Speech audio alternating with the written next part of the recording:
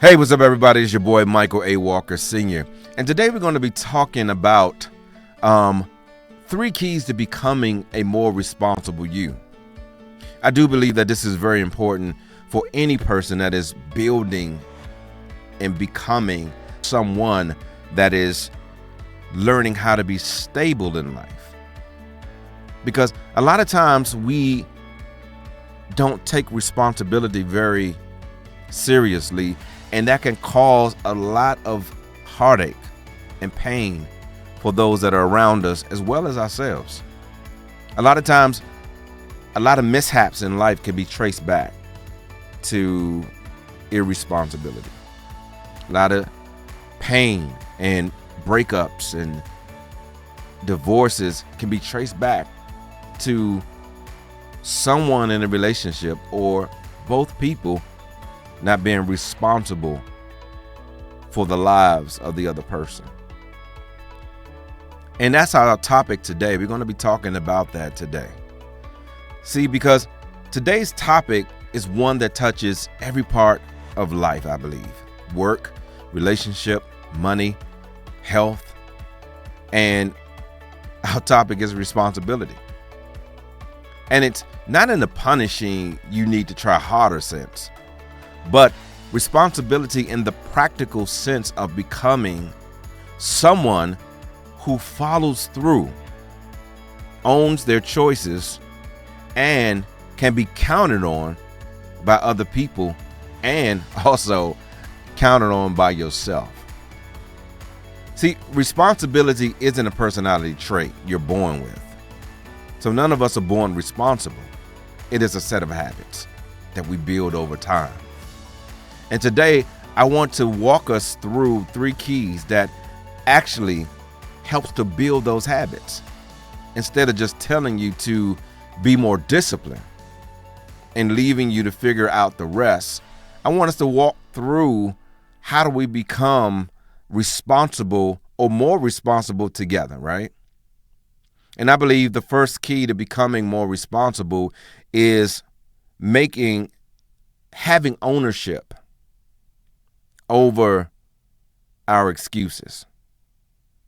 We want to choose ownership over excuses. A lot of times we make a lot of excuses for why we can't do a thing, or why we aren't where we need to be, or why we didn't take care of this thing just the way we needed to take care of it, and instead of owning our mess ups. A lot of times in our relationships, our wives or our girlfriends just want us to be able to own up that we made a mistake.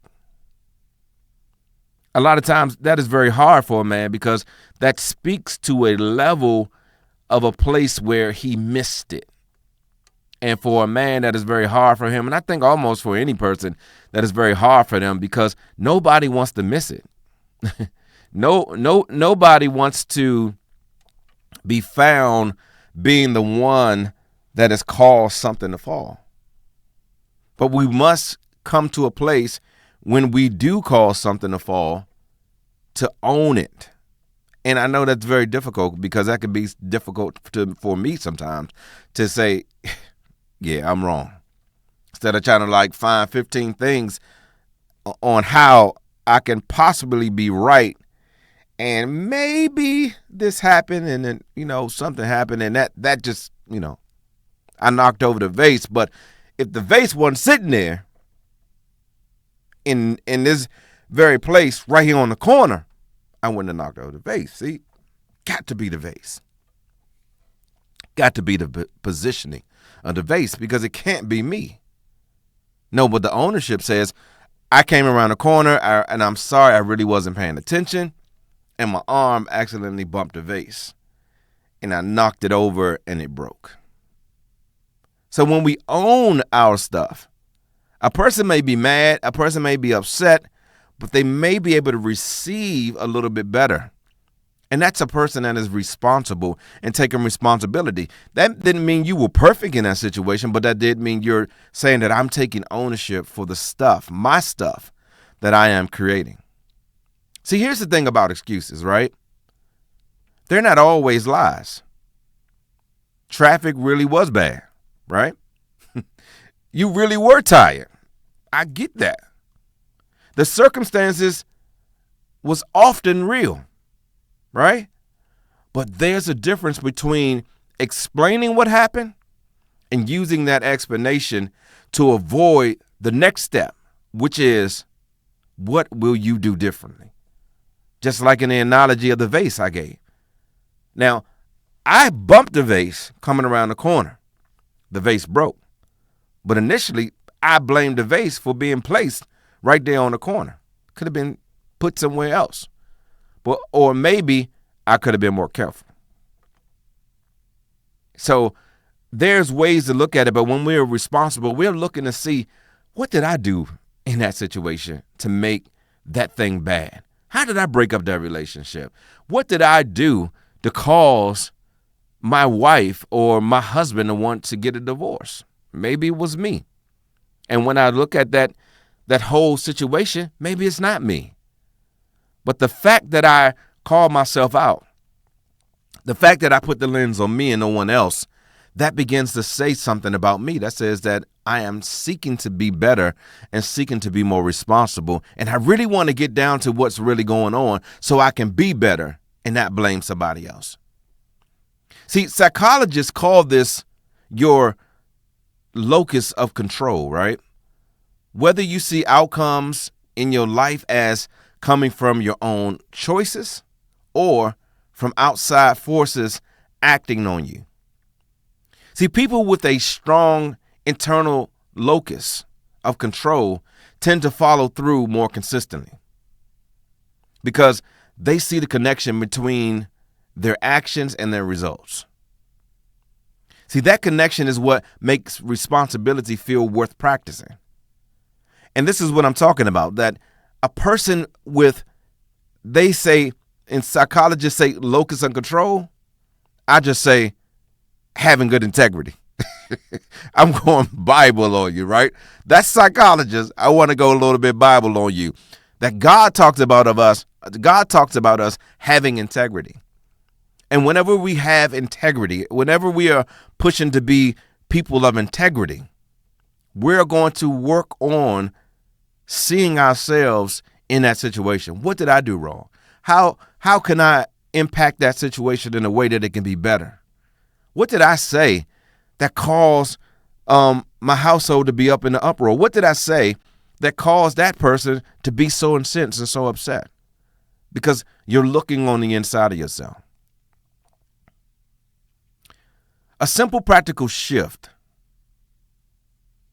We can say, I couldn't, or we can say, I didn't. Now think about that. That's just a little practical shift. I couldn't do something. I couldn't miss the vase. So it broke. I just couldn't miss it. Or I didn't miss the vase.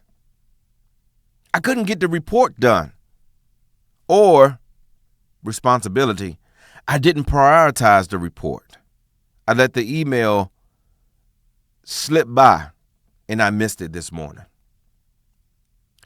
See, out of those examples, the second version stings a little more, yes, but it's honest, right? And honesty is what lets you actually fix the pattern instead of repeating it. And I know honesty can be a little bit challenging. I know it can. Because none of us like to be scolded. None of us like to disappoint the person we love. None of us like to disappoint people we know. None of us like to disappoint ourselves. And especially none of us like to disappoint God. I understand. So sometimes we kind of, sometimes we put a little bit coating on that ice cream. We want a little chocolate fudge on top of that ice cream, right? We want to put a bow on that gift a little bit because we want to make it look better, feel better. But sometimes it is what it is. I messed up. It was my mistake. I missed it, right? And I know that's challenging. But that's part of us growing together. We're growing together, y'all. We're right here. We're talking. We're growing together, and we're learning how to become more responsible people. And responsible people, it does deal with a level of honesty. It does deal with a level of challenge. It does come with being uncomfortable and vulnerable, admitting our mistakes. See, this is the takeaway in this one. When something goes wrong, look for your 10% first, or look for your part first when something goes wrong. See, the part that was actually in your control, before looking at everyone else's 90%, like Jesus talks about the log. First, get the log out of your eye before you get the speck out of your brother's eye. So before we start going for the speck, the little coal in your brother's eye, your sister's eye, let's look at our 10%. Let's look at our log first and see how we could have changed that situation, or see how we could have impacted that situation in a way that it was better for everyone that is involved.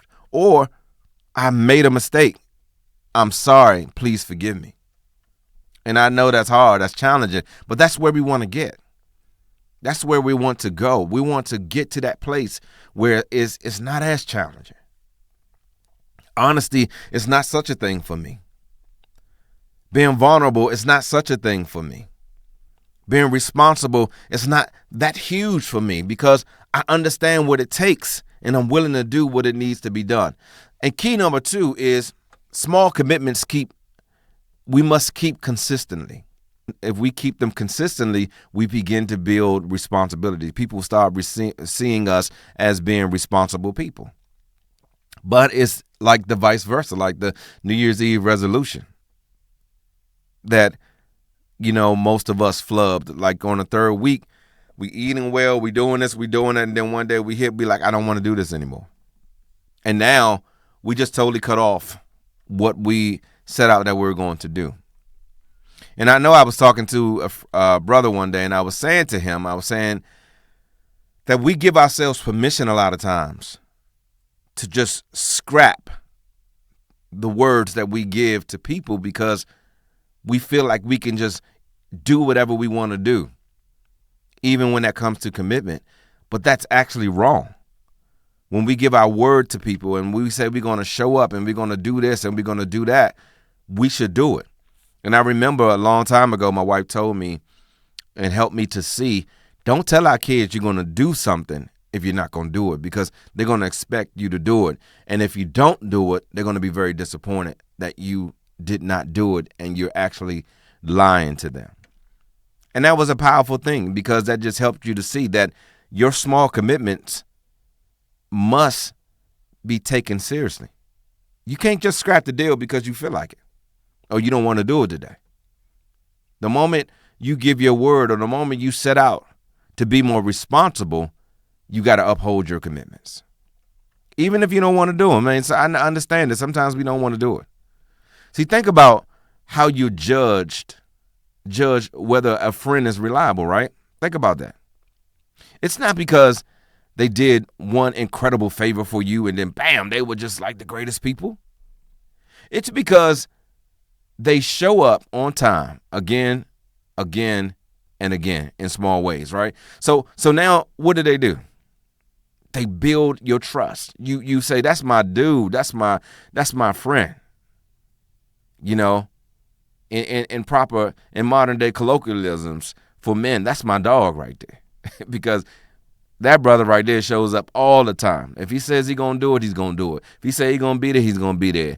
That's my sister. She says she's going to be there, she's going to be there. All I got to do is give my girl a call and she shows up, right? Because that's a person that has built in our minds that they are responsible. See, your own brain judges us the same way. When we say something, our integrity challenges us if we have any. And every time we keep our small promises, it builds something in our brains, right? Every time we wake up and that alarm goes off, right? And we get up. Or every time that email comes in and we reply to that email that we've been avoiding. Doing the 15-minute workout that we have been trying to run away from or trying to skip, right? Every time we show up for ourselves, we're providing evidence to our brains. We're providing evidence to our hearts. We're providing evidence to our spirits that we're someone worth following. That we're someone that follows through on the things that we say, and that we have evidence.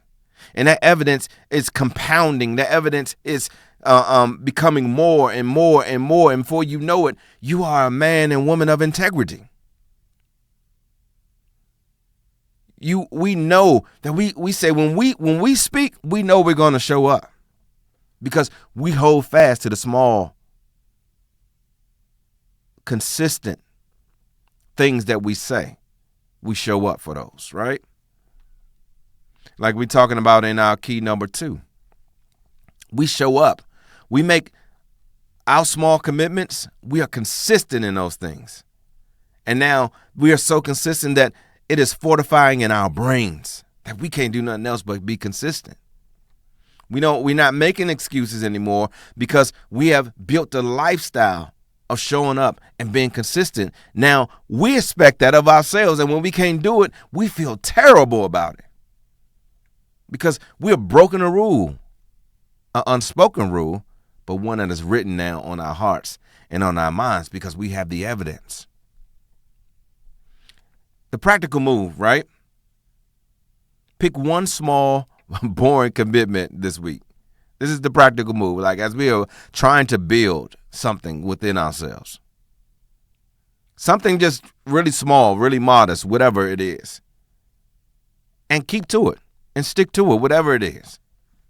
If you say you're going to get up at 5 in the morning, make that 5 in the morning. Make sure you get up at 5 in the morning. Not 5:05, not 5:15. Now hit the alarm again. You said I'm getting up at 5 for this whole week, or I'm getting up at 5 today. Get up at 5 and keep it. Because what we're not trying to like impress ourselves, but what we're trying to do is build good habits, right? See, the smallest version you can do within yourself, like a small version, is actually complete the things that you say you want to complete. And I'm not saying you can put some things off, but I think you have to have expectations. I think, like, if we say we're going to wash clothes this week, you may say, okay, I'm going to do it Monday. But you know for a fact, I got to get it done this week. Like a classic example, it drove me crazy that I didn't cut grass on, I think it was like a Thursday or Friday or something, right? I had time to do it, but my schedule was so packed, and my family had some things to do, so I put it off. But I had to get it done in the next couple of days. And my wife was like, "You picked the hottest day to cut the grass," but I couldn't rest. I could not rest until I got that grass cut, because it was part of my schedule. It was something that I needed to do, and it was a level of commitment that I had made to myself that I wanted to do. And I already know that if I don't do it at a certain point, a certain window, my whole week gonna be messed up, trying to find a way to get this grass cut and do the rest of the other things, other responsibilities and things that you have to do in your life. So for yourself, make one practical thing that you can stick to. And then we're going to continue to build, right? We're going to be small wins. Small wins become big victories. Make sure you write that down. Small wins becomes big victories. It's the small wins. And as we build on the small wins, think about it. If we kept adding, you ever seen a rubber band ball? People take a small piece of balled up paper and they put one rubber band around it. And they put another rubber band around it. I keep hitting the mic. Sorry about that. They put another rubber band around it, and they keep building. Before you know it, this thing has become a big ball of rubber bands. But it started real small. But with commitment, it will grow. See, consistency at a small scale builds the muscle you need for bigger commitments later. It is the build of being consistent, being responsible, and like that ball that we just talked about, that rubber band ball, it gets bigger. And that ball gets bigger becomes more firmer, and before you know it, you could barely squeeze it because it's so firm. Because over the years, over the months, over the days, we had worked and worked and worked. And you know what happened? We actually completed something. And now we can see that this is something tangible, something that now we can hold that wasn't there at first, right? So I think the takeaway for this one will be, don't chase the dramatic overhaul, right? Don't chase the dramatic big thing. You know, oh, I'm going to jump in and I'm going to do 1,000 jumping jacks and I'm going to lose 1,000 pounds in 3 days. No, that's not going to happen. But chase the boring, repeatable promises. And you keep them every single day. That, Lord, I'm going to get up at this particular time, or I'm going to get in my word every night. I may not put a time there, but I'm going to get in my word every night before I go to sleep, and I'm going to pray. And I'm going to pray when I get up in the morning. And before you know it, if you continue with that at that clip, it's going to become a part of you. For you know it, you're going to be like, I need to pray in the morning and at nighttime before I go to bed, because that's the time that I meet God. And trust me, God will reward you for it. He's going to reward your faithfulness. And even in the practical sense of things, your faithfulness will be rewarded. Trust me, you will begin to see that God is going to build that in your brain. He's going to build that in your heart. And in your regular life, you'll start becoming more responsible over the little things. He says, if we become faithful over the little things, he'll make us ruler over the many things. It's the little things, y'all. Becoming a steward over the little things. You are a steward over your life. You are a steward over your finances. You are a steward over the work that you do, that God has given you. And if you become a good steward over it, the Lord will begin to bless you more and more and more and more. And before you know it, you just excelling, right? And the third key is this: thinking in consequences, not just intentions. Thinking in consequences, not just intentions. So what am I saying? Most of us judge ourselves by our intentions, right? I meant well. I was going to get that. I was going to get it and do it. But other people, and honestly, your future selves, I believe, experience the consequences of our actions, right? Not the intentions behind them. We experience the consequences of our actions or inactions. Responsibility or responsible people train themselves to ask a slightly uncomfortable question before they act. If I do this, what happens next? If I do this, what happens next for me? What happens next for my family? How many people will I affect by the decision that I make right now, right? See, this is really a form of future thinking, or pushing yourself, thinking ahead, being proactive in your thinking. See, research on decision making shows that people who vividly imagine their future selves, rather than treating future me as basically a stranger, tend to be more responsible in their present choices, whether that's money, health, relationships, commitments. People tend to be a little bit more forward thinking when they are thinking proactively, when they are thinking ahead. See, skipping a workout doesn't just affect you today. It's a vote for who you are becoming, right? So skipping a workout, or, if you're big on working out, or skipping prayer time with the Lord, it's going to eventually impact you. It's going to have consequences on your spiritual walk with God. Or making sure you speak with the Lord in the morning is going to have consequences on your relationship with God. And there's going to be good consequences, or you're going to have bad consequences. See, this is a useful habit here. Before saying yes to something, right? Or before letting something slide, ask yourself the question, what would this cost me in the future? Like with the grass. I didn't do the grass that day, but it was driving me crazy because I knew I had to get the grass done before this week started, because I got other things happening in this week. So I need to get it done so it doesn't come back to impact me later So that's why I had to get it done, because what I foresee later this week down the line, God willing I live, that will be like an albatross hanging around in my neck, like an anvil. So I have to make the decision that I don't want to do it, but me not doing it will become a bigger consequence than me putting in some sweat equity and getting it done, right? So saying yes to one or more obligations might cost us future sleep, might cost us some sweat equity, as I was saying, or the project you actually care about may fall to the wayside. But when we invest in us, invest in our time properly, and we don't let the promise slide, most of the time, it's going to come out and work in our favor. And that will help us build a level of trust too.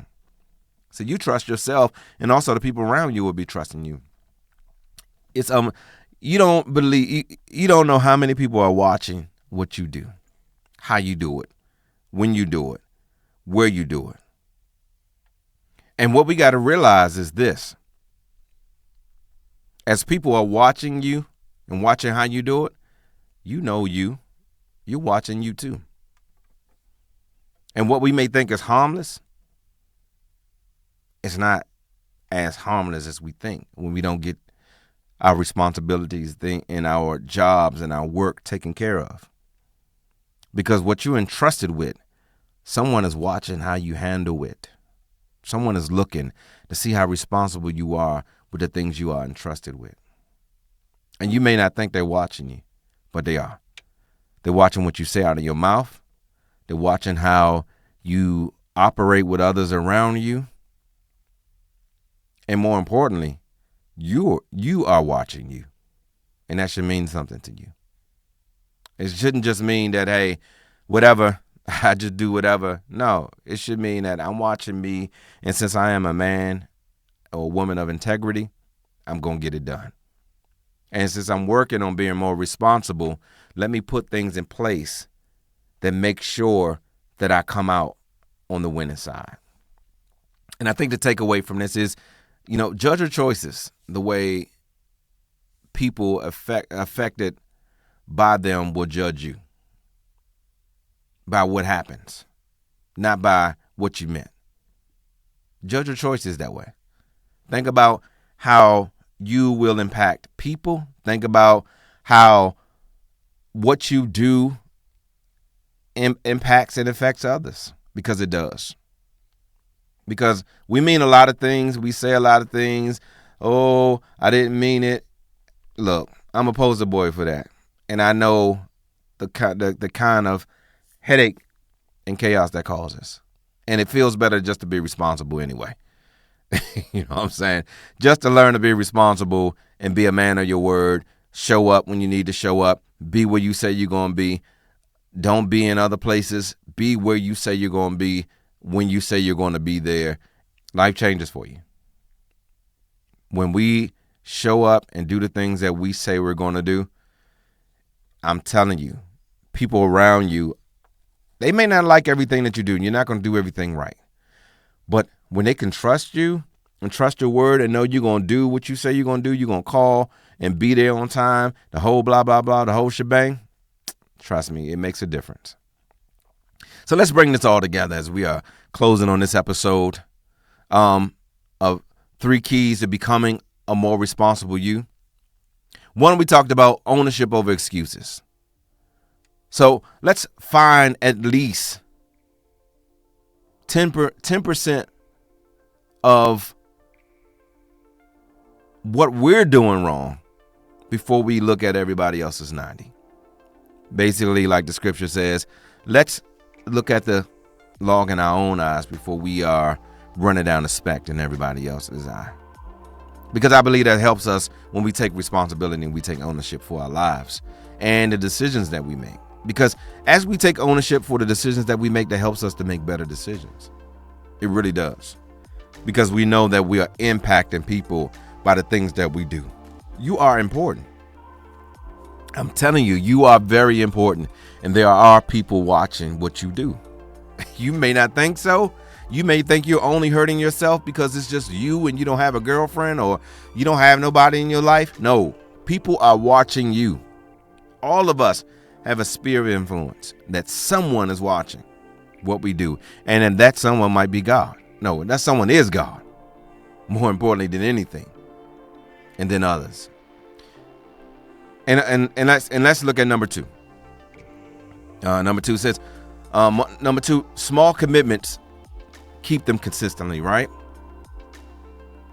They can be boring or whatever they are, but small bites of life, small bites of responsibility, small duties, small jobs, make sure you keep them and be consistent at keeping them. And I'm telling you, it's going to transform your mind physically, mentally, spiritually. And it's going to build in you a sense of level of responsibility and trust, even with yourself. And you're going to be amazed how that hunger builds on the inside of you. You'll be amazed. And lastly, the third key is thinking in consequences, not just intentions. Because if we think in intentions, it doesn't allow us to feel the consequence of our actions, right? See, we need to ask ourselves, what does our choices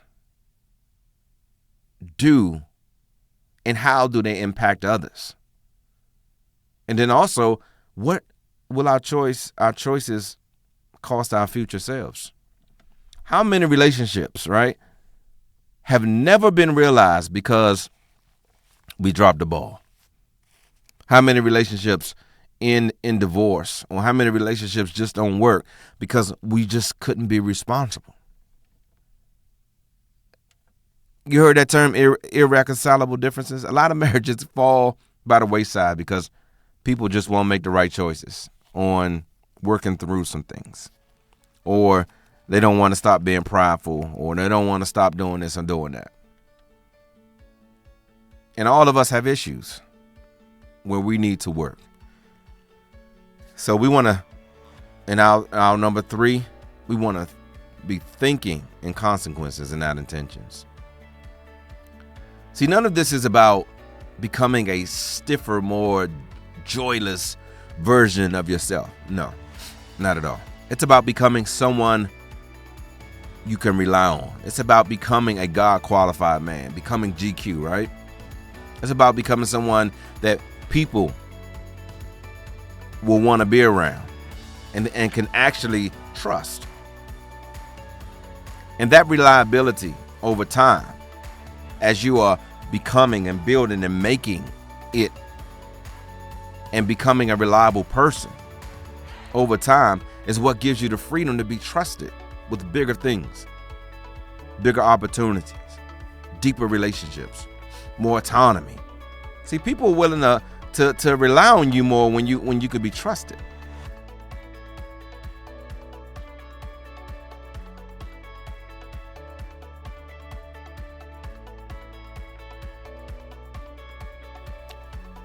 If this podcast resonated with you today,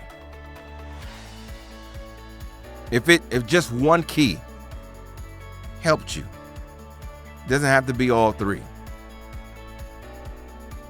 I want you to hit the like and subscribe button for more Becoming GQ podcasts. And more importantly, if it resonated with you, I hope that you take one of these keys or all 3 of these keys and apply them to your life and watch yourself be transformed in your responsibility. So thank you for listening for Becoming GQ podcast. I'm your host, Michael A. Walker Sr. And on the next episode, let us be strong. Let us be connected. Let us be responsible. And let us continue becoming GQ. All right, guys, be blessed. You gotta take care.